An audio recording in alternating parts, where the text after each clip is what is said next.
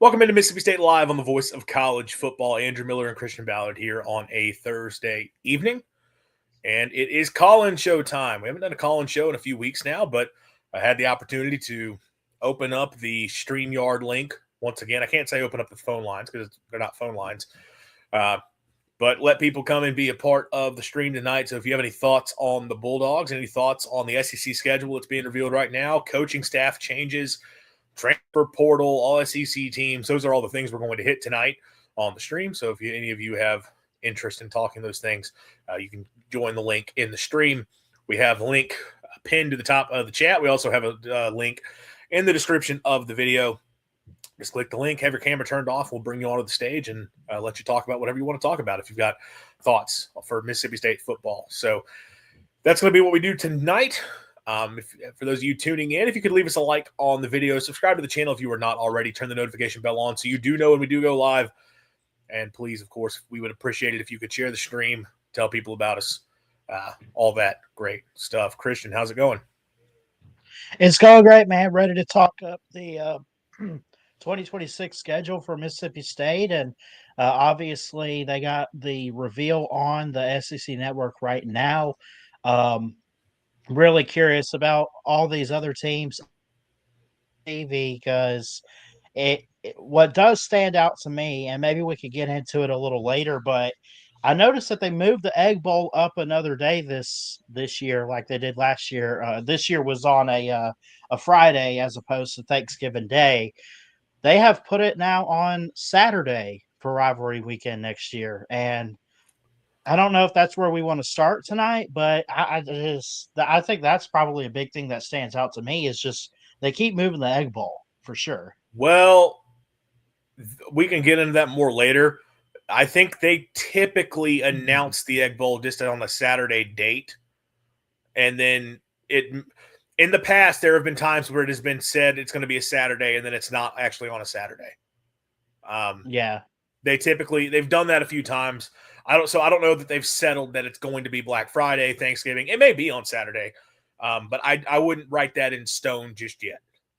That typically they unveil the schedule outside of when they've had like a scheduling agreement in place for multiple years, because there was like a 4 or 5 year stretch where they had it set. It was going to be on Thanksgiving, and that was planned out multiple years in advance. I think this year they were just on these past couple of years was a 2-year deal for Black Friday. So until that gets made official, it's probably just going to say November 28th, but I would not be surprised if it's on a different day. For sure. I also see here for Mississippi State, interesting games on week 2. Obviously, we saw Ohio State, Texas this year. That'll also be a week 2 game. But we go to the Gophers of Minnesota. I haven't really looked too much at our schedule for 2026, obviously, with everything going on this year. But you got to love Big Ten and SEC games like that. Question is, will we be ready for a game like that? I don't know. But, I mean, obviously, God willing, we'll talk about it when the time comes. Yeah, we'll get more into the schedule stuff later. I see the whole schedule is out, so we'll be able to break that down very soon. But yeah, the Minnesota game, that was a home and home that's been scheduled. That was several years ago. They put that in, and now State will make the trip up to Minneapolis in week 2. So we'll get into that in just a sec. Micah Sudduth already given us a prediction. Got him going 7-5. I take it right now, and I've got no thoughts on how they're going to perform it right here in this moment. But if you told me 7-5, I'd probably take that right now. Again, we'll talk more on the schedule in a second. Again, for those of you tuning in, if you would like to come be a part of the stream, we have the link pinned to the top of the chat. We also have the link in the description of the video. Just click the link, keep the camera turned off, and we'll bring you on stage and let you come be a part of the action because it is our call-in show. So it's your opportunity to do that. I did want to start off, though, some coaching news. Mississippi State did make 3 hires official. And Mike Sudduth, bowl game means a lot for this season next year. Sure. A lot of chance to get some momentum. Absolutely. Keevy Thompson comes in as a assistant defensive backs coach. Looks like he's going to be working with the Nichols. That's a guy who was at Oklahoma State, previously with East Mississippi Community College, had been at West Alabama, and I believe he coached at Madison Central, been in the state of Mississippi for quite some time. and has a lot of ties to the state of Mississippi. That's a guy who's coming in mostly in a recruiting type role. Obviously, assistant secondary coach will have some roles in that. And I know that happened as we were doing the stream on Monday. That was like something that got announced, and there was confusion on my end because one of the guys commenting didn't post the comment of who got hired and then said something about Oklahoma State. I was like, what are you talking about? So that's where there was confusion there, and we didn't really get into it. But State adds Kiwi Thompson to staff. Good to have a guy with a lot of Mississippi ties into the staff. Hopefully, can help out with the DBs a little bit as well. But more than anything, that's a move to get recruits on campus. A hire that we fully expected to happen. Matt Brock returning to Starkville as the linebackers coach as well as the co-defensive coordinator. Brock obviously was on staff at Mississippi State from 2020 to 2023, where he, I think, was a special teams coordinator for a stretch and then became a linebackers coach. And then in 2023 was promoted to defensive coordinator under Zach Arnett. Spent the last couple of years as the DC at UConn, did a very good job with the Huskies defense. As UConn had a couple really strong years up there, kept the 3-3-5 going that he learned under Arnett, because that's kind of the interesting thing is Brock was not a 3-3-5 guy originally before working with Zach Arnett, but after working with Arnett, took that defense up to Storrs, Connecticut, and ran it really well. Had former Bulldog linebacker Jet Johnson on his staff as like a GA and an assistant. Expect Jet Johnson going to be able to make his way back to Starkville. Will have a role in the coaching staff, but yeah, Brock coming back is good. I thought he did a good job in Starkville and has shown a lot of success. And again, a guy with plenty of familiarity with Zach Arnett, so a good move there. The hire that's the interesting one that everyone is having a lot of commentary. Bush Hamdan coming over from Kentucky, where he spent the last couple of years as an offensive coordinator. Guy who's been around for quite some time. He prior to Kentucky, he was the OC at Boise State. He was at Missouri for a few years as a wide receivers coach and then a quarterbacks coach. Was at Washington as their OC and quarterbacks coach from 2018, 2019. In 2017, was a quarterbacks coach for the Atlanta Falcons, so he had a little stint in the NFL. Then the 2 years prior to that was also at Washington under Chris Peterson, and has a lot of ties to Peterson. He played at Boise State, I think first under Dan Hawkins, but then under Peterson for his next couple of years. So a lot of ties to the Boise State coaching tree under Chris Peterson. A guy that when he was hired, there was a lot of reaction to it, mostly from Kentucky fans online of why on earth is Mississippi State hiring a guy who coordinated such an awful offense? Look what you're doing. You're going to ruin your offense, Mississippi State. You guys are so stupid. And some Mississippi State fans asking, why are we hiring a guy who was at Kentucky? Because that offense was very bad. Why would you want a guy like that on staff? So let's talk about that just briefly here. The first thing that I think college football fans need to understand, and fans are not going to understand this because it requires having a measured and reasoned take rather than being emotional, which college football fans don't want to be anything other than emotional. But if you look at it from a measured standpoint, you start to understand that just because a coach does not have success in a specific role or at a specific program does not mean they are a bad coach. Yes, Bush Hamdan had a rough run as Kentucky's offensive coordinator. Bush Hamdan also had a pretty good career outside of that. He was a very good OC at Boise State, was a solid OC at Washington, was very well respected as a quarterbacks coach and as a wide receivers coach and as a recruiter and just an offensive mind in general. Mississippi State's bringing him in to be, the official role is associate head coach of offense, which is a fancy way of saying he's just going to be an offensive assistant. It sounds like he's primarily going to work with State's quarterbacks. I don't know if he's officially going to be given the quarterback coach label. Some talk about whether or not Matt Holisek will be retained in Starkville going forward. Will be a bit of a recruiting role as well. And just, I think also just to be a guy who's in the room that is a voice Lebby can work with and delegate to. That's essentially his role. And just because Bush Hamdan did not have success as the offensive coordinator at Kentucky does not mean that he is a bad football coach and that he's not worth having on staff at Mississippi State. His whole career suggests that this is a pretty bright young coach who is of value to have on staff. He's very well respected within the coaching industry. And I've even seen people talk about, well, did you saw Kentucky's quarterbacks? Do you want to work with State's quarterbacks? Again, I don't think that's the right lens to view it through, but it is worth noting, even if he is the quarterback coach title, Jeff Lebby works with State's quarterbacks more than anybody else. It's really because it's Levy's offense, and Levy is the quarterback guy. State's quarterbacks, most of their coaching is coming from Levy. Hamdan is just another guy who can maybe see things different, bring some different perspective. So I'm not worried about his time at Kentucky at all as a hire. And as I mentioned, I don't think the Kentucky run is indicative of who he is as an offensive coordinator either. He's not coming in to run his offense. He's not calling plays. Jeff Levy's still going to be the play caller. Jeff Levy is still running his offense. But Hamdan, like I said, his Boise State offense in 2023 was fantastic. He was the OC for Washington in 2018 when they won the Pac-12 and went to a Rose Bowl. And then in 2019, had a solid season that year. He's been the guy who's called good offenses. In 2022, as a quarterbacks coach at Missouri, the last 3 games of the regular season, Eli Drinkwitz, who was calling plays at the time, gave play calling to Bush Hamdan and just turned it over to him because their offense was struggling, and the offense got better with Hamdan calling plays that year.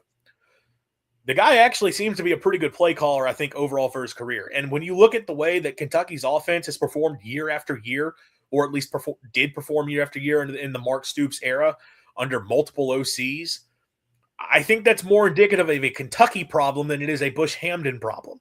I'm not saying Kentucky fans need to be appreciative of his time there. I get it didn't work out the way they wanted to, but I think that's more of a Kentucky thing. I think it's a good addition for Mississippi State. The one thing I really do like, I like State bringing somebody in who has a different offensive background than Levy does. Hamdan comes from a pro-style tree. And when we talk about pro-style, we don't mean I formation, under center, run the damn ball mentality. That's not what it is. It's more being multiple, using a lot of formations, using a lot of shifts in motion, running a lot of different concepts, and having a wide diversity of what you do. And while I don't think you need to employ all of those ideas within Levy's system, I do think having a guy that's done things a different way and has been around a lot of different styles of offense throughout his career and a lot of different players throughout his career can bring a unique perspective where he can look at the pieces State has and maybe tell Levy here or there, like, hey, we had a guy like this at one of my stops and we used him this way and it worked out really, really well. Is that something we can employ here? Or if something's not working well, he could say, you know what, I've run into that same problem. This is a tweak we made, and it helped us out a lot. Having a guy with a different background, even within, yes, we're knowing Levy's going to continue running his system, but having a guy with a different background on staff, I think, is helpful. So overall, I think these 3 hires are all really solid. I think Hamdan is a valuable addition to the offense. I think Matt Brock is a really good linebackers coach and should do a good job with what is a talented group of linebackers in Starkville. And then Keavy Thompson coming in, if you can get those recruiting ties and start winning some defensive battles in the state of Mississippi. You had some of those this year, getting Braylon Womack, getting Micah Nickerson in that class. If you can expand that to start landing some more defensive backs, again, you're going to need them. And you just saw that with Womack. I think that's a nice move. We're still waiting to see what direction State's going to go on wide receivers coach. Obviously, we're moving on from Chad Bumpus, which is unfortunate because it sounded like it was going to be a situation where had it not gotten out, they were going to let him coach through the bowl game. But obviously it's everybody found out what happened, and it was just one of those deals of it's a little bit too awkward to keep him around. So we'll see what direction State goes with receivers coach. It's going to be a big time hire for Levy, but these additions so far I do think are good pickups. Any thoughts on your end, Christian? Yeah, excuse me. If I'm being honest, a lot of these guys I haven't really heard too much of. I mean, like I know Zach Arnett on the coaching staff for next year, obviously defensive coordinator, and we got Jeff Levy and stuff. But it is interesting to see. I did a little bit of research on one of the guys, Matt Barnes, who's the co-defensive coordinator and safeties coach for us. He's been around quite a bit in college football, at some pretty interesting teams. A lot, actually, in the Big Ten with teams like Ohio State and Michigan. Uh, he was a Memphis defensive coordinator, special teams coordinator at Ohio State, coached the defensive backs there. Did a lot of help with special teams. So it'll be interesting to see a guy like that, that has defense and special teams experience. I mean, do you think that a guy like Matt Barnes, who's our co-defensive coordinator and coaching our safeties, could we eventually see a role where he beefs up special team play too? I don't know. I Well, just figured I was looking at some of his bio on the website and he stood out to me. So Barnes has been around now for a few years, and I think, going to be Mhm. mostly calling the defense in the bowl game, because that was sort of the other question: is Arnett going to call the defense in the bowl game? Because Arnett is in Starkville, he is at Mhm. practices, but he is not going to call the defense for the bowl. He's more just in an evaluation process right now, figuring out what he's got on the roster and what pieces he needs to go out in the portal to bring in to run his defense next year. So Barnes, as the co-DC, he was co-DC along with Coleman Hutzler, who of course is off to Auburn now as a defensive ends coach, or an Mhm. edge rushers coach. Barnes is going to call the defense in the bowl game, I think, primarily. Although Mike McIntyre and Paul Rhodes being on staff, both those guys can step in and have a bit of a role there. I don't know if Barnes is going to be retained moving forward. That's an interesting thing. That hasn't really been announced whether or not he's someone who'll still be here. You have, we don't know, Corey Bell at corners coach. I think the tea leaves are leaning that he's going to still be around. That's not official. We don't know yet. But if Corey Bell is still at corner coach, well, Keevy Thompson, it looks like he's going to be working with Mississippi State's nickelbacks. And for those who don't remember, when Arnett was in Starkville, State had a coach designated for all three positions in the defense. They had a corners coach, a safeties coach, and a nickels coach. Some of those guys didn't hold only one role. They had other assistant coaching jobs. But Arnett delegated that out amongst all those positions. So if Keevy Thompson is stepping in to coach with the nickels, is Matt Barnes going to still keep the safeties coach role? I don't know.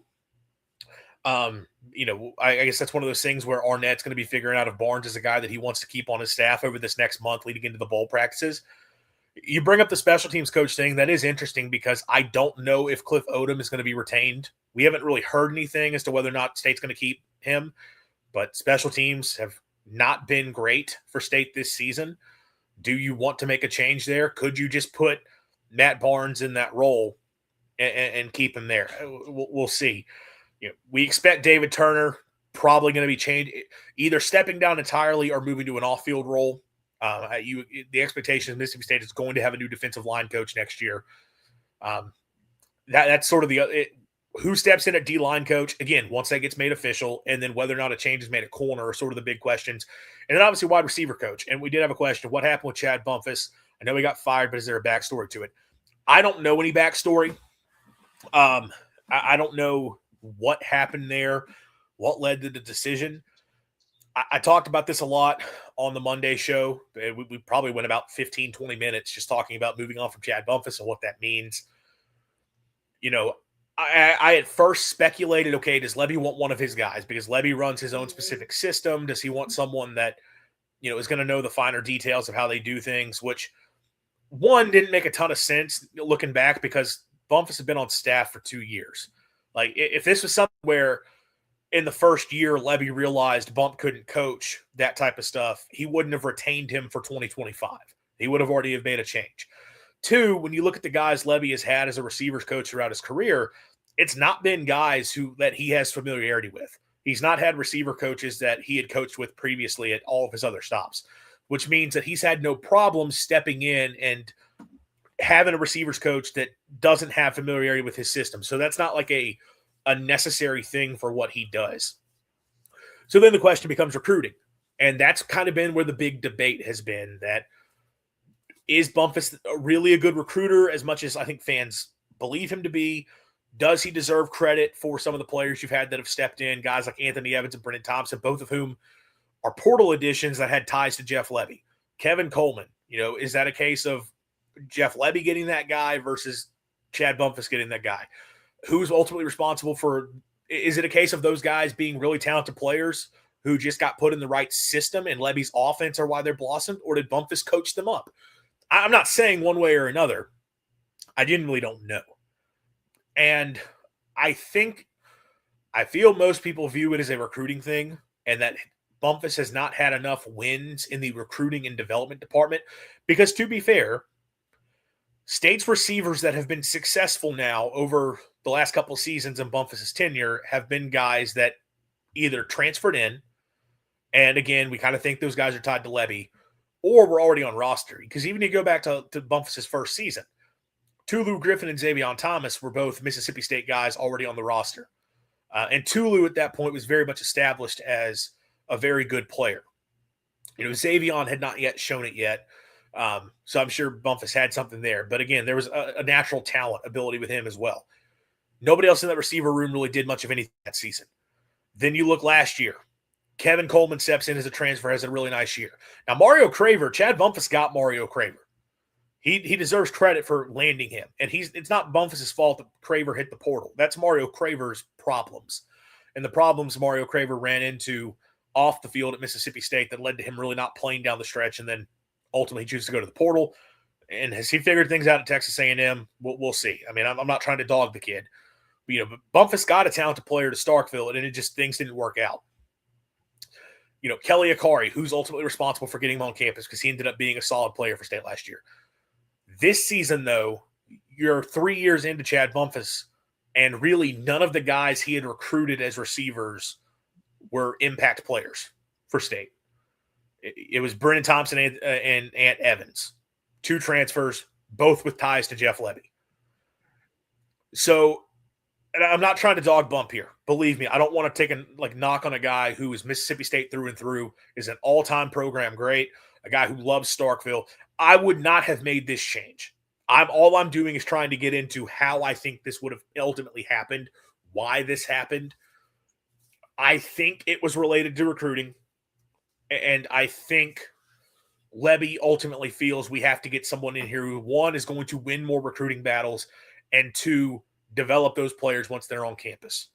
But it is a big risk because ultimately, whether you think Bump was doing a great job coaching them or not, State's receivers have been the strength of the team now for 2 straight seasons. You've gotten more than enough production at that position. You've had guys step in at that position and be successful. Receiver play is not what is holding back the Bulldog offense to this point. Bumpus is also a guy who is very important from a locker room standpoint, being a Bulldog alum and being a guy who can relate to the players about what it's like to play in Starkville, what it's like to wear the maroon and white, what it means to go to war for this program, and a guy who is going to give his all to Mississippi State. That matters. A guy with deep ties because he's an alum of Tupelo High School, which, of course, is a very important place in the state of Mississippi to get players, and having those ties there and ties across the state of Mississippi because Chad Bumpus is a very respected guy across Mississippi. All of that matters. So if you don't go out and get someone who's going to step in and is a surefire upgrade, it's going to look rough for Lebby. It's a risk, and I understand Lebby feels that, hey, man, I got to make sure this thing is as good as it can possibly be, and ultimately, if I don't think Chad's doing enough, then Chad's not doing enough. And I expressed on Twitter all those things I said about why having him on staff from a tie standpoint, both to Mississippi State, to the state of Mississippi, all of that. As much as that does matter, that can't be the number one reason he's on staff. Because ultimately, the job is getting players, coaching players. And if you feel the wide receiver position can be doing more, and you feel that you are not hitting on that position, or you feel the coaching job is not what it's supposed to be, you can't say, well, we're going to keep him on staff because he's a Mississippi State guy. So, Lebby made the move. Again, I'm not saying I would have made the move. I'm not trying to justify the move. I just understand, though, if Lebby thinks that we can get better at receiver, okay. And I hate it for Chad. I hope that he one day finds his way back to this program.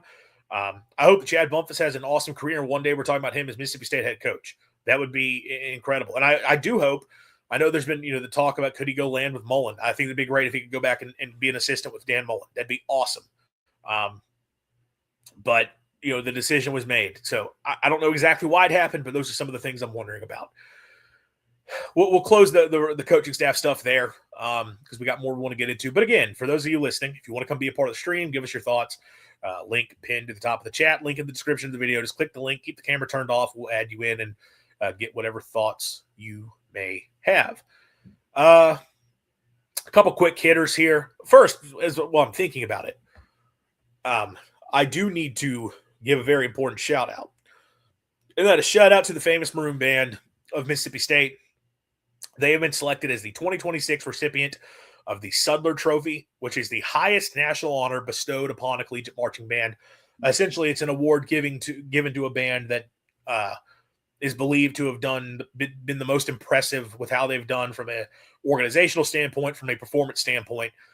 The FMB, as a proud alum, was a tuba player in the Maroon Band for 4 years, from 2016 through 2020.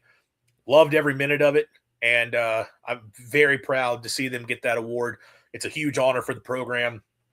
Shout out to the FMB. Shout out to the wonderful directors there and all the support staff. Really happy for all you guys, and appreciate being the voice of the soundtrack, rather, of Mississippi State athletics, Mississippi State University. So shout out to the band. Couple other quick hitters, though, want to get through. Couple all SEC selections. Brennan Thompson named second team all SEC in the AP. He was third team all SEC by the coaches. Tyler Lockhart named all SEC to the freshman team. Well, good for him. Kelly Jones. Christian, we've talked a lot about Kelly Jones this year being a lockdown player on the outside at corner. In your opinion, would you say Kelly Jones is absolutely one of the best cornerbacks in the SEC? He's definitely one of the best for Mississippi State. If you want to say he's one of the best in the SEC, I guess you can make a case. I don't know if he's the best, but I think he's going to be pretty high up on the boards. So I just feel like I should point out he led the SEC, tied for the SEC lead, but still 13 passes defended. Yep. At 13. We talked about all year. We didn't talk about it all year, but we pointed out the passer rating against and the lowest completion percentage allowed. There's a lot of numbers that back up Kelly Jones being just a dominant force. And if you watched so many games, Kelly Jones was quite literally never thrown at during those games. Kelly Jones was named third team all SEC by the coaches and was not named. Now, the AP only does 2 teams, but did not make either the first or second team for the AP. And I think that is a travesty. I know Christian's given the diplomatic answer of, you can make an argument one way or another. And you're right, we can argue for different players. But I think Kelly Jones was as good as any player in the SEC this year at his position. Dalen Everett was not crazy impressive. Mansour Delane at LSU, yeah, he had an outstanding season. I'm okay with him. But Ellis Robinson and Colton Hood being ahead of Kelly Jones, disagree. Kelly Jones was a better player. Kelly Jones should have been a first-team All-SEC selection. For him to not even been made one of the top 2 teams for the AP is absurd. Yeah, it's a slap in the face. Don't know Kelly Jones' future. It feels like he put out an Instagram post suggesting he's coming back, which would be interesting because I think a lot of people are expecting him to go to the NFL. He's got a high draft grade, or is being projected as one of the top corners taken in the draft. But that'd be crazy if State could get him back for another year. Man, having him as if there's one thing with the Zach Arnett defense that was so important, it was having cornerbacks who could play lockdown coverage on the outside. Because so much of what Arnett does with that attacking, aggressive style, you got to be able to have corners who can play man. And he had guys like that when he was at State. When you talk about a Martin Emerson and Emmanuel Forbes and DeCamerion Richardson, he had those guys that could play man-up coverage. Kelly Jones is one of those guys. But I would love to see him in a Zach Arnett defense. But I think a slap in the face that he was not named to either of the AP teams. And third team All-SEC, I think, is also a slap in the face. Last thing we'll talk about, transfer portal. We are going to talk about the schedule. And Christian, do you want to be pulling up? You can probably find State's whole schedule, and you can run us through that. But I'm going to talk about some of the guys that hit the portal as you do that real quick. Yeah, I got it pulled up, but you can go ahead and run through the portal if you want. Yeah, so we've talked about some of these guys that have hit the portal already. But since the last time we talked about it, defensive lineman, so we already knew Jordan Mosley, Stonka Burnside, Cam Thompson, all 3 receivers, although Stonka was playing safety this year. Defensive lineman Terrence Hibbler Jr., wide receiver A.J. Lewis, offensive lineman Jaquan Bolden, wide receiver Jerron Glover, offensive lineman Alex Lopez, who was a walk-on, offensive lineman Brendan Smith, who was a backup center for State this year, defensive lineman Corey Clark, safety Tony Mitchell, wide receiver Marcus Allen. Of all of those guys, so Jerron Glover played a few snaps. I think Brendan Smith may have played some early in the year, but was hurt much of the season. Marcus Allen played a few snaps.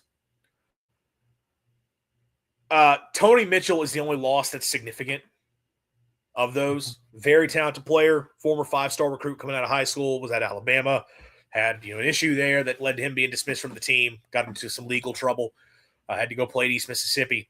But he was a big pickup for State this past year. Thought he could be someone that could step in and be a starter on the defense. They end up playing him at the same position as Isaac Smith. And because of Isaac Smith being the starter and being on the field most of the time, and I didn't even realize we have Jacob Ryden here. So Jacob will add you in here just a sec. Let me finish up my point on Tony Mitchell. He wasn't on the field a ton, but got to play some down the stretch of the season with Isaac Smith being injured and played well and looked like an impressive player. Obviously, him hitting the portal, number one, I think that does – I think the big takeaway is that Isaac Smith is coming back. I think if Tony Mitchell is hitting the portal, that tells you Isaac Smith is leading. Now, I know some would ask, why can they not just be on the field at the same time? Tony Mitchell and Isaac Smith are the same player, kind of, in that they're both essentially linebackers in a safety's body, that they're on field to be tacklers, they're on field to be box safeties and play close to the line of scrimmage, and not so much to be out there in coverage. I thought Isaac Smith got better as a coverage player this year, but still primarily a tackling guy that in a run-stopping safety.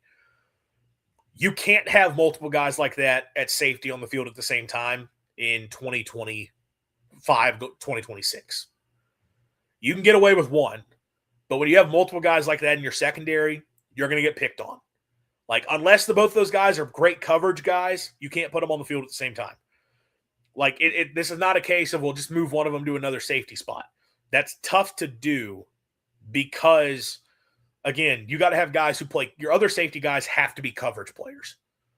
And I'm not saying Tony Mitchell or Isaac Smith can't be coverage players, but I know both of them are both bigger safety where it's tackling and, again, being run stoppers, getting close to the line of scrimmage.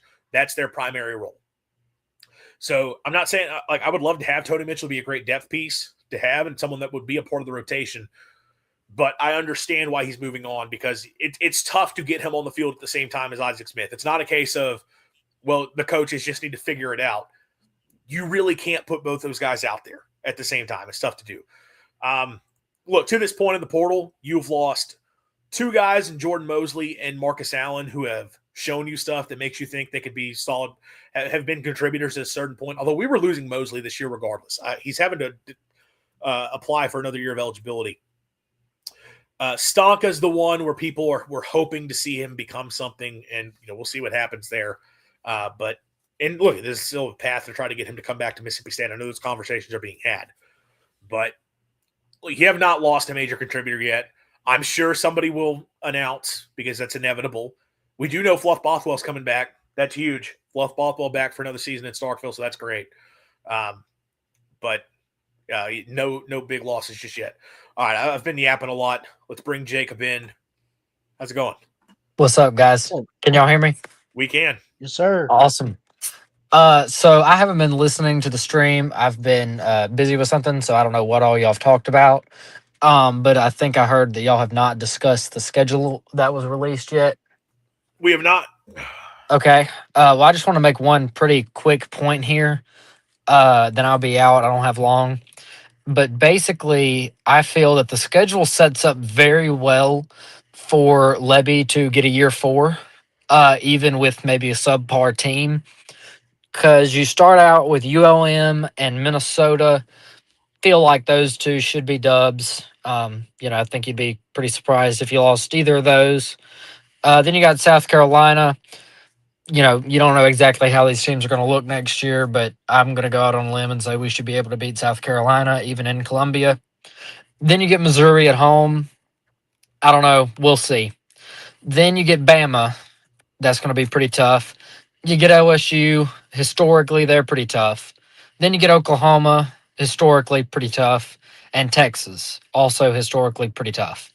I would be kind of surprised if we don't win at least one of those four, but wouldn't be floored if those all four go to losses and we start the season off pretty bad. But then you get Vanderbilt, Auburn, Tennessee Tech, and Ole Miss at the back end of the schedule.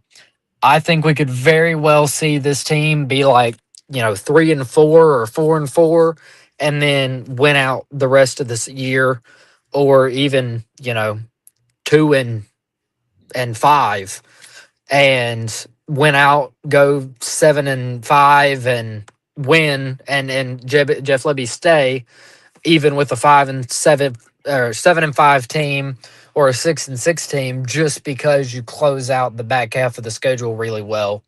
And the part that sucks is at the beginning, because I don't think we're going to see Zach Selman fire him after a rough start to the season next year.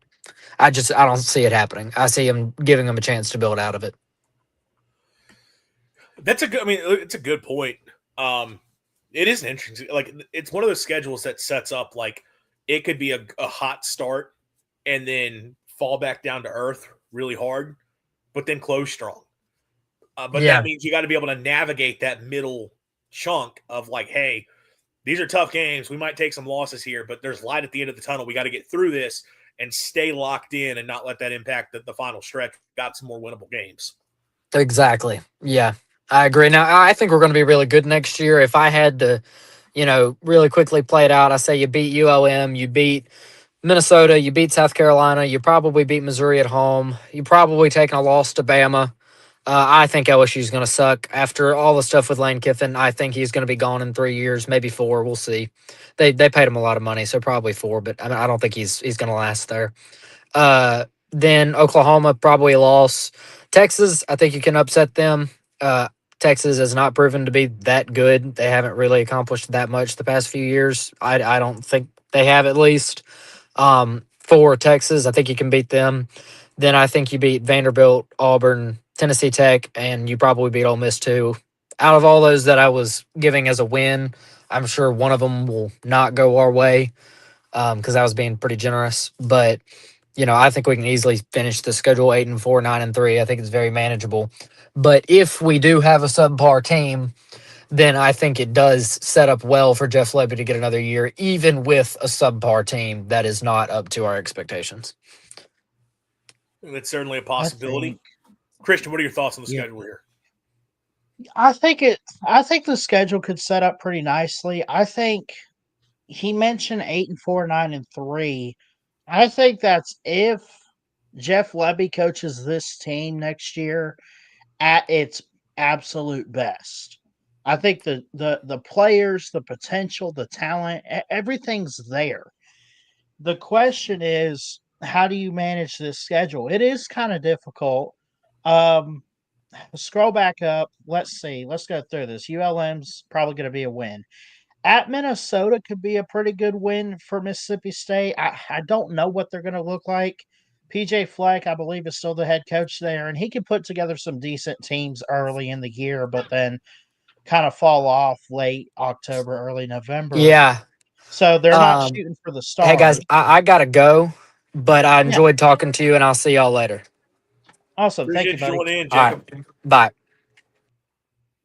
Yeah, good call there. South Carolina's on the road. We'll see. It's kind of hit or miss with them. A couple years ago, people wanted to put them in with 9 wins to the playoffs, and this year I guess they didn't even make a bowl game. So we'll see what they look like. Missouri, I don't expect major drop off if they end up falling back, but I mean they could also be very good and much improved. I think it's a tough schedule as the season goes on. Then you get Alabama. You guys know how I feel about the Crimson Tide. I haven't even looked into what they're going to have next year yet, so I don't know. But I mean, if Alabama's as good as anybody in the country in 2026, that's probably going to be a loss there. But overall, I think it's manageable. You have a couple new coaches out there. Obviously, with Golish and Auburn, you have Kiffin to LSU, which I don't know. I guess you could say that should scare you a little bit to play them in Baton Rouge. And Pete Golding, I think is very interesting with Ole Miss. You have to go to Oxford. What are they going to look like? So, I mean, could you get the Egg Bowl? Overall, I think it's a pretty decent schedule. It's not the toughest in the SEC. It's certainly not the easiest, though. Yeah, look, it's so tough to tell just because of the fact that, man, so many of these teams are going to be so different because what are the Mhm. rosters going to look like with all the different pieces that you're going to have on these various teams. I will say, like, I think having the combination of Missouri, uh, Vanderbilt, and Auburn and Starkville is beneficial. Those are games that on the surface feel winnable. And I mean, is Missouri going to have Ahmad Hardy back next year? Because I think he will. I think I he was have just a no sophomore. idea. I'm going through some of these teams' rosters right now. Yeah, Ahmad Hardy is just a sophomore, and so is Jamal Roberts. Jeez. Um, so I mean, they're going to have their top backs returning. But hey, Zach Arnett knows how to slow down run games a lot better than uh, Coleman Hutzler did. So hopefully that's a little bit different. But Mhm. you know, I think those are teams you look at and you think State's got a chance. Going into Columbia is tough. That's a really difficult place to play. I think South Carolina, if they keep Sellers, could be a lot of fun offensively next year with Kendall Briles stepping in there as their OC. So what does that look like as a challenge early in the season? But Zach Arnett, again, has gone up against that offense and has done well previously. Um, so, I mean, I think just on the surface, you're going to Minnesota again. That's tough. You're right. That's a PJ Fleck is a very good football coach. But hey, let's. What if PJ Fleck gets the job at Michigan? Like that, I don't think he will because I think Michigan will want to name bigger. But I think PJ Fleck would be a good hire for Michigan. And like, what if Michigan doesn't get their top couple of targets? Could PJ Fleck be an option there? What all of a sudden, what do the Golden Gophers look like? What are their prospects? But I mean, look, I would say that is a winnable football game. Like I think, if I were to just play the schedule game, and I'll do win, toss up, win, or win, toss up, loss. ULM win, Minnesota toss up, South Carolina toss up, Missouri toss up, Alabama's a loss, LSU's a loss, Oklahoma probably a loss, Texas probably a loss. That's rough, 4 games in a row. But Vanderbilt, I would say, is a toss up. Auburn is a toss up. Tennessee Tech is a win. And then Ole Miss is a toss up. All right, so I've got us right there. If you play the game out, that would have State at 5-7. I think State can do better than 5-7, but I think they're going to be in position to be a bowl type team. And here's the other thing. While I did say it works out to 5-7, your toss ups are primarily at home. Of all the toss ups you have, you get several of those in Starkville, which is going to be very beneficial. I guess it's 3-3, but so maybe it doesn't work out quite as well. Home versus away. I don't know. But again, at the same time, that middle stretch of the season, like, does LSU struggle early in the season? What is Alabama like next season? Could Oklahoma take a step back coming into Starkville? And then where do these games fall in the schedule for these opponents? I think State's going to have the pieces to be a bowl team next year. You probably want to be above that in order to feel safe for Jeff Lebby and continue moving forward. You probably are talking about needing 7 regular season wins to feel really good about the direction of things. But I do think that's possible with this schedule. I think it is that middle stretch is rough, and you got to navigate that. But I do think it's a schedule Mississippi State can manage. I think they can manage it too. I just like I know that the Mississippi State fans are going to want 6 wins next year for sure, at minimum. I think they're going to I want more. feel like they're going to want more. Yeah, for real. I think you could let me go through this. Hold on. ULM, let's say that's a win. Minnesota, I don't know what they're going to look like. So for now, I put it as a 50-50 game. Maybe. South Carolina, Missouri. I mean, go down the list. I mean, what are your really your tough games that you know for sure I mean, do you put Missouri on that list? I think Alabama's obviously there. Lane Kiffin on the road at LSU is going to be tough already. Ole Miss probably going to be tough at the end of the season, by the way, just thinking about it there at Texas. I mean, so you cannot look at this and say this is a disaster waiting to happen, but you also can't say it sets up nicely. I think that there's a lot of these teams you got to do in depth analysis on and ultimately look at how, um, like what they have coming back. Obviously, just kind of like research those teams. Here's another thing I'll point out about schedules, Andrew, and I want your thoughts on this. But when you look at like a schedule as a whole, when I look at it, I like to go through and I like to look at, okay, they got this team this week, but who did their opponent, that Mississippi State, like for example, this Texas game on Halloween next year on October 31st. It's at Texas, but is Texas going to be banged up? Who do they have prior to the game? Do they have someone they could overlook Mississippi State for? Um, what's your thoughts on stuff like that? Because I feel like it's more than just, hey, this team's just straight up better, depending on who it is. If it's a team like Alabama or Georgia, I could get that. But you look at Texas being down a little bit this year, and then you look at maybe a team like LSU or Auburn next year. It could be a situation like that where maybe they do pull some upsets. No, it matters. Like where the games fall matter. State's got a bye prior to the LSU game, and I don't know Yeah. what LSU is going to look like, what their schedule leading up to that looks like. I mean, I do think LSU is going to have a really freaking good roster for Kiffin, but regardless. So no, that definitely matters where the games fall. What your stretch is. We know what the stretch is for State, but what are the stretches looking for the opponents? Who's coming off a bye? Who's got a weird road game the week before or after? All that stuff factors in. I will say a thing we didn't hit on. State originally had a series scheduled with Troy that has been canceled. They were supposed to play Troy this year. Not happening. I think that game is also supposed to be technically on the road, which again is not happening. So State got rid of the series of Troy. You were gonna have to get rid of a series, and I think we're done seeing State play road games against G5 opponents. It's just not going to happen moving forward. It can't happen moving forward, simply put, because of the way the schedule is going to shake up. You can't lose one of those games for a G5 team. And I think, no offense to the G5, I mean, I'm saying this as someone who doesn't think the G5 should be kicked out of the playoff. I don't care how people are viewing James Madison, Oregon. I'm fine with them being in the playoff. Doesn't bother me whatsoever. But there is a level of like, hey, Mississippi State, if you're playing big boy football, do not go on the road and play those teams. I think you already shouldn't have been going on the road for those games. Definitely not going to be happening moving forward. So, I mean, we do have to kind of remember here, though, and this is one of those things you kind of notice. 3 non-conference games means you have, if you're talking about 6-6, you basically better be 3-0 in the non-con.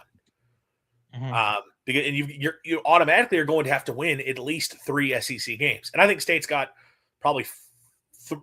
I think State's of SEC games probably have 4 that you feel are really winnable.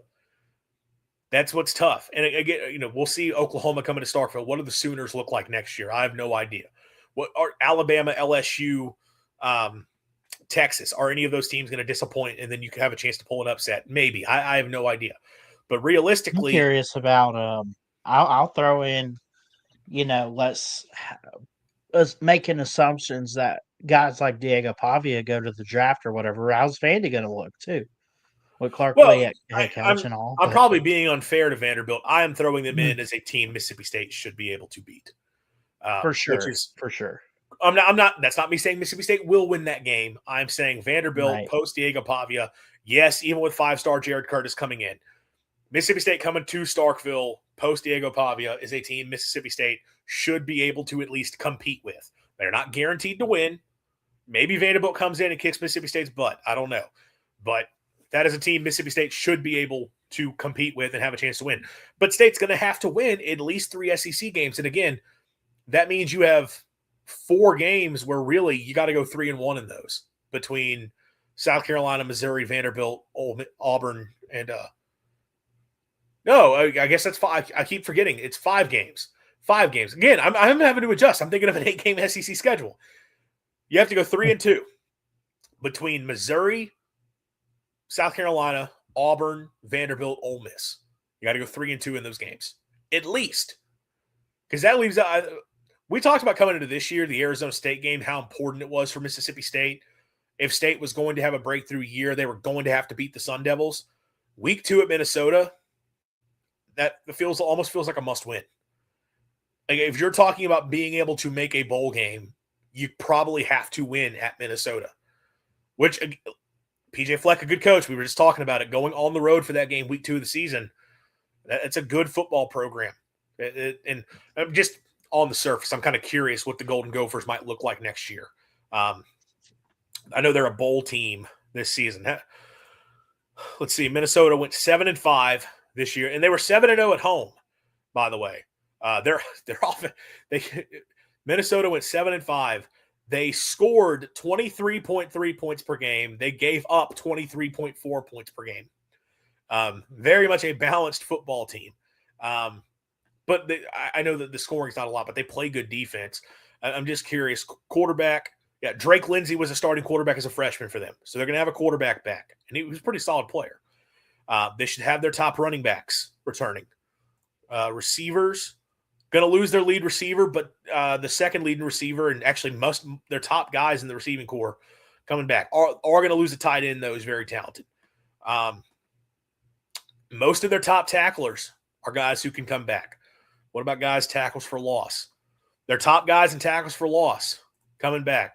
Their top guys in sacks they have a guy, a defensive line, who had 10.5 sacks this season. That's a junior. Now, again, none of these guys are 100% for certain returning because the portal exists, the NFL draft exists. I'm not saying those guys will be back. Minnesota could have a very experienced team next year. So that's going to be a tough battle going on the road up to the Great White North, although it's in September, so it's going to be sunny and probably comfortable up there, I would imagine. That's going to be a tough battle, though, early in the season. But again, Mississippi State kind of has to win that game if they're going to go to a bowl because there's no gimmies really the rest of the way. Yeah, I mean, for a team like Mississippi State, it's getting those upsets and the non-con wins and stuff. I mean, you're going to have the small schools, which who do we have? I mean, ULM. I mean, let's It's say ULM that's and a Tennessee big Tech. win. ULM and Tennessee Tech. That's 2 wins. I mean, you got to hope that you go to Minnesota and get a win there because obviously, as we kind of saw this year, and I'm not trying to rip on Mississippi State too much about how they went in conference play, but it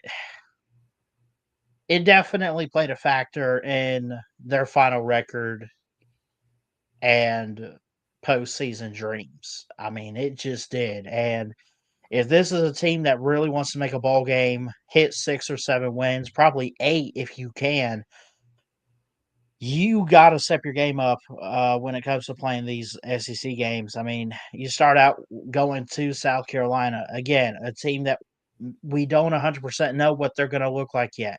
They could suck. They could be great. They could be your average team that's just going to win their home games and beat you up however they want to. You got Missouri at home. That could be winnable. But again, we don't know. Alabama, roll tide. At LSU, I doubt it. Oklahoma, probably not. It seems to get tougher as the year goes on, not based on opponent, but just like week in and week out, having these SEC teams back to back to back to back. And I mean, maybe one bye week in there or so, or 2. I guess we're gonna have 2 bye weeks next year. Anyway, the schedule for next year's Mississippi State team is going to be a big challenge, and ultimately, This is going to be the year for Jeff Levy in terms of make it or break it. Just one bye week next year. But yeah, no, it's Just scheduled. one. They've got to. I think it's manageable enough, but there's a couple games that it's going to be tough. Bulldog, Mississippi, 8-4, and being optimistic. Levy must be 7-5. I think we can be 8-4. He can't be 5-7. 6-6 might be safe with a bowl game win. Well, I agree with a lot of that. You can't miss a bowl for sure. But the thing with 6-6 though is you can't. If you're going to keep him for the bowl game, you can't then turn around and fire him afterwards. And I know State's been in that spot before. They did it with Joe Moorhead, but there was more to it than just the performance on the field. The bowl game situation hurt. The bowl practice specifically hurt Moorhead, and that was sort of a final nail in the coffin that did his tenure in. But with the portal now, because the portal was not a thing then, you can't wait until after the bowl to make a move. It's going to be 6-6 is like, I think 7-5, no doubt he's safe. At 6-6 is Jeff Levy back. That is, I think yes. I do think yes. Because I lean of the idea of Selman giving him all the leeway possible. But what if Zach Selman's not State's AD? And I'm not saying Selman getting fired because I think Selman's done a really good job. But if Selman gets the Oklahoma job, and then next year, does the next coach come in and say, or the next AD come in and say, I want my own guy? I don't know. That's going to be the big thing to watch. You can get to. I think you can find a way to win 6 games. I think you can find a way to get to 7-5. I think if you're 7-5 next year against that schedule, it's a solid year. But look, State's going to have to do a lot in the portal. Like they've got to get better at a lot of spots. I think there's a lot of optimism right now because people see the potential of a guy like Kamario Taylor. There's excitement that the defense will get a whole lot better with Zach Arnett. But look, I think the defense will definitely be better with Arnett because it's kind of hard for it to not be better with Arnett. But they got to get the players. They got to get the offensive line figured out. They're still going to have to find another receiver, at least, because I don't think you're going to get Brennan Thompson back. Although the question there is, I think there's the whole ruling of whether or not players are going to be given a 5th year. And if that happens, then you can get Brennan Thompson back for another season. But we don't know what the situation is going to be there. If Kelly Jones go to the draft, who are your cornerbacks? Yeah. State's going to have to do a ton of work in the transfer portal. So how good is Minnesota? They were a 7-5 team this year. That was like completely, totally average. But looking at their leading production, there's a chance they have a ton of guys back next season. No guarantees because the portal is the thing for everybody. But most of their leading guys in numbers have the ability to come back next season. So Minnesota could be a very experienced team, and PJ Fleck is a very good football coach. So that's an opponent that it's not going to be easy going on the road up there. I don't think that's like a crazy hostile environment. They have a good fan base. It's not me taking a knock, but it's not a big stadium. It's not like it's a crazy deafening place. And weather, you're not going to be you're not going up there in November, so it's not like you're talking about frigid cold. I guess there's always the chance of storms or rain or whatever, but that's the case in Mississippi too. But it is the travel of going up there against a good quality football team. Mississippi State's going to have to be on their game for sure. And hey, I know this: Minnesota run the football a lot. Like that is what they do on offense, and like they quite literally are I formation, old school football. So Zach Arnett, that was a strength for him. Although I do remember one year Kentucky got in the I formation and kept running power, and State couldn't stop it in 2023, or 2022. But regardless, they're going to have to be the run defense State has had the last couple of years. If that's what they take up to Minneapolis, they ain't coming out with a win. But that's a game you really are going to have to get. If you're talking about going to a bowl game, you got to get that win up in Minnesota. But the schedule, it's manageable for State. I think there's a chance to take a step forward if you make the right moves in the portal. We can go ahead and close that down. Okay. To close out here, I did just want to give a final tally. We had our predictions for championship weekend.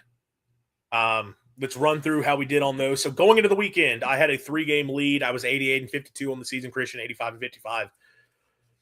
Sun Belt Championship, we both took James Madison correctly. Conference USA Championship, I took Kennesaw State. Christian took Jacksonville State. The Owls get the win. We both took North Texas to beat Tulane. North Texas got screwed in that game with some terrible calls, but Tulane gets the win, so we both took losses there. We both rode with Dan Mullen, and that was a mistake because Boise handled them for the second time in the season. Texas Tech handled BYU. We were both correct there.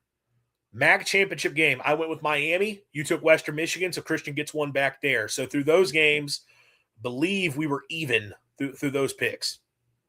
Okay. We both took Alabama. Very much wrong. We both took Ohio State.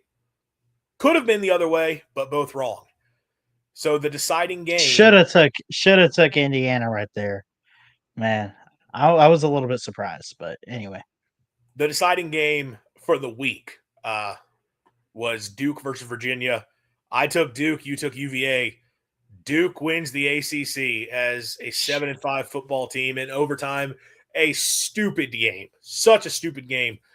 So not a good week for either of us. I went 4-5. You went 3-6.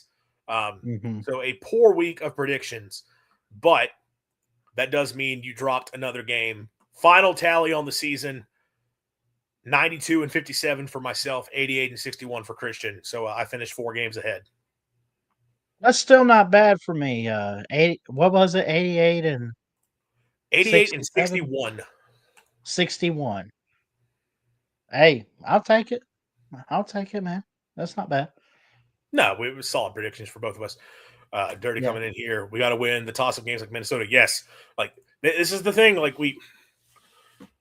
State's last couple of seasons, the margins have been pretty thin of the toss-ups. You can't really afford to take the losses. State's going to have to be very good. The games that are toss-up games for State, they kind of have to maximize next year. Just looking at the schedule early on. But again, we still got to figure out what these teams are going to look like, because we have a whole month before the portal. Well, not a whole month, but about 20 days before the portal opens up, which of course players will still announce who's going where. We'll know about any Bulldogs hitting the portal. We'll know of any potential targets. That could be something we get into later on. I think that's going to be another big topic for us.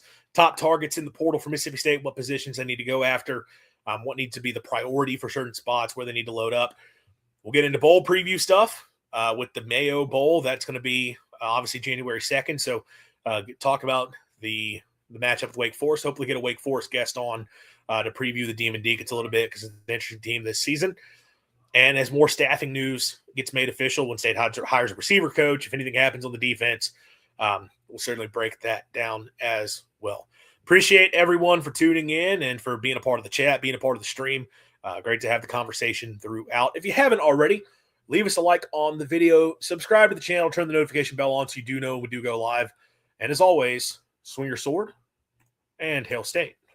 College football is even more exciting when you've got some action on the line, and the games are even better when you're cashing in.